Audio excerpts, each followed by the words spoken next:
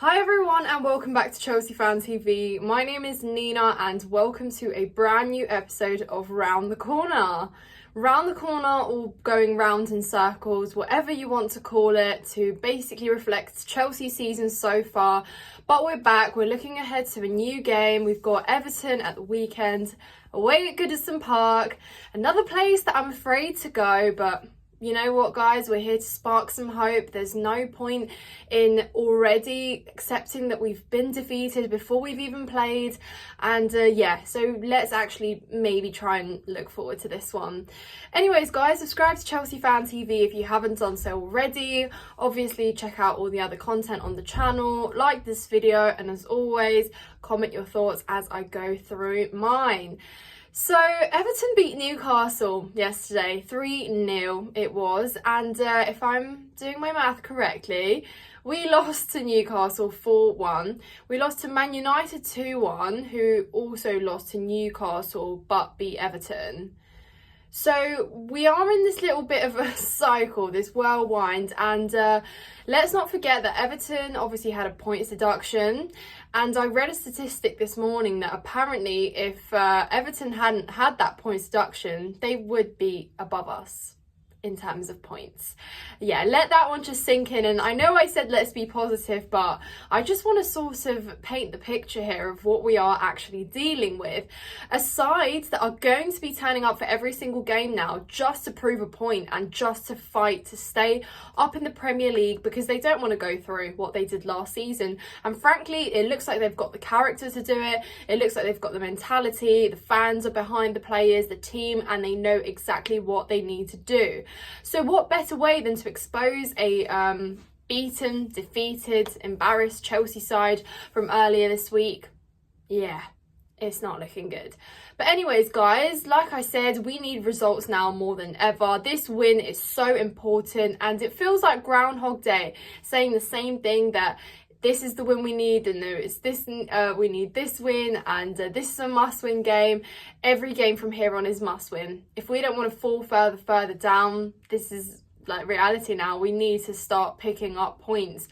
And considering how inconsistent we've been, I wouldn't be surprised if we go away and get something out of that game, because we have been up and down, beaten, drawn, won, beaten, drawn, won. Like, it's been like a roller coaster. So for me, it's like expect anything. Like, this Chelsea side is just so full of surprises. You don't know what you're getting until the actual game. What I do think, though, is if we concede early on, then I don't see how we come back. But if we can maybe find a way to score first, then that's when it can go in our favour. But anyways, guys, of course, Pochettino came out with some words of his own. He said after the the Man United game, that the boys gave it everything, and that, you know, it's just not been clicking, or that we have been trying and this and that, and things that we don't really necessarily see on the pitch every single game. And that's the problem. It's inconsistency.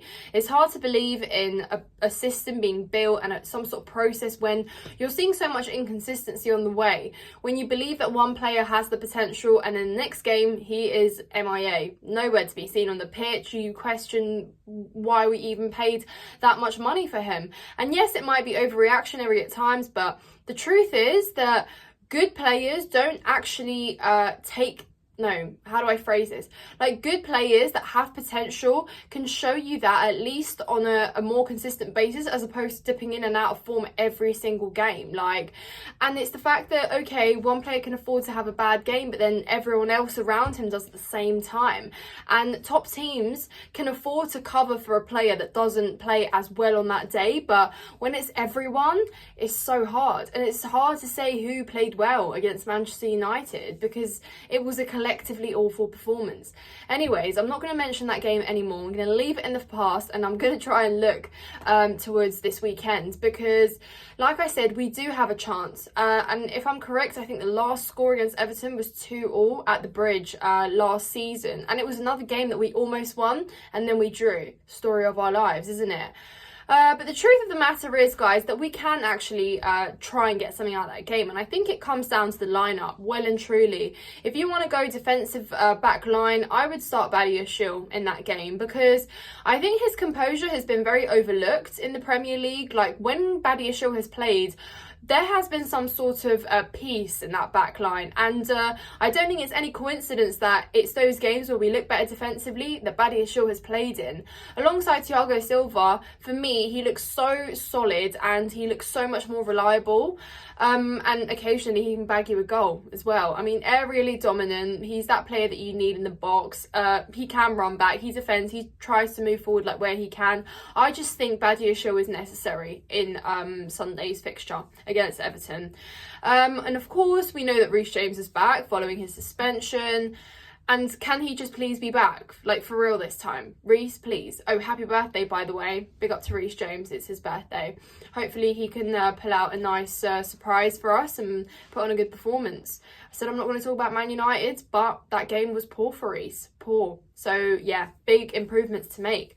But I'd like to actually play with our fullbacks, you know, considering we have some available now. I would probably, and this might sound quite controversial, but I probably would start Cucurella because, you know, he is that player, again, that's inconsistent. But if we're trying to at least make him live up to his price tag, he needs to play. You know, Chilwell's not around. Ian Matson's not a left back, well, not first choice left back of Maurizio Pochettino, not a favourite anyway. So that leaves us with Cucurella. Like, Levi Colwill's not a left back. Let's not play him there. Maybe I'd give him a bit of a rest. Maybe I would just, rest him. I mean, he's been played out of position. Like, he's done well on the most part. I think it's quite unfair to say that, you know, he's underperformed or he did get ran through, etc. when, again, he gets shifted so much. He's still a young player. It's his first season back at Chelsea. So, I feel like where he has lived up to expectations, it's been great, but on other times, you can see the sort of lack of experience there. So maybe bench Colwill just for this game and see how it goes with Badiashile in that centre-back pair. And let me know if you'd start Disasi or Thiago Silva there, because I know that one's also going to be a bit controversial, but I personally wouldn't take Thiago Silva out that lineup. And moving into midfield, guys, another controversy this week with Enzo and Caicedo, that partnership that we so long to see flourish, but well and truly, it needs to just continue on. We need to get what we paid for and just give them a chance to get better. I agree, it's been slow, it's not been good enough. They practically got ran through and left so much open space in midfield, but again, they have improvements to make, so we just need to see them. Like, we need to see that players are learning from mistakes and are bettering their game, getting better. And of course, Conor Gallagher makes his return as well, following his suspension from Brighton. He's back and ready, and I think he obviously starts straight back in there in the lineup, and hopefully he's got fresh legs. He can offer that press that he does best and actually help us out in that aspect, fill in those spaces in midfield where we might need to, and hopefully help us out in a good way.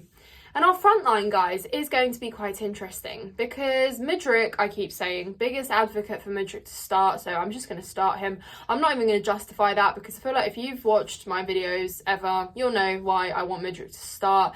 At the end of the day, he's another player, you might argue, overpaid, overpriced, not doing what he needs to be, not living up to that, but at the end of the day, he's here to stay. You might as well play him and see what else you can get out of him, because you see that at times, like, 5 out of 10 times he'll make the correct decision and then the others he won't. Like, it's 50-50, and I guess that what I am trying to see from Mudryk is for him to just get on that consistent side of releasing that final pass into the striker or the other winger or whatever, and it actually getting there as opposed to being intercepted and him passing it back to a defender.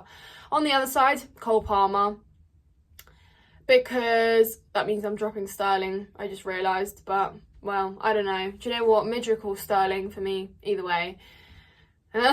Guys, sorry, it's just been so deflating. And I've had a good week, so I'm trying to stay positive here, but unfortunately, it's so hard to stay positive when you see all the news and the statistics that just keep popping up. Anyways, obviously our striker is another big question mark. Jackson, are you a centre forward? Are you a winger? I am not too sure. We are having these conversations because Jackson has been costly in many games where we haven't scored. We could have scored. He could have potentially got us also to scrape the barrel and maybe get a result here and there, grind something out, but no. So I'm going to just freshen this up and I'm going to start Breuer. Why not? Jackson can come off the bench if he needs to, but I'd give Broja a chance to start. You know, he's got the work ethic, he wants to fight for his place back. Why not? It's not like Jackson's coming off really good form and we'll cut that short if we bench him. So why not? I'd start Broja. Let me know what you think in the comments down below, guys. Let me know your score predictions as well. I'm not going to offer one because I just want to optimistically say that we will win because we need to. Yeah. Anyways, guys, enough waffling from me. Subscribe to Chelsea Fan TV if you've enjoyed this video. Also, be sure to check out my own personal channel, Nina's Chelsea Corner. Like this video, and I'll see you in the next one.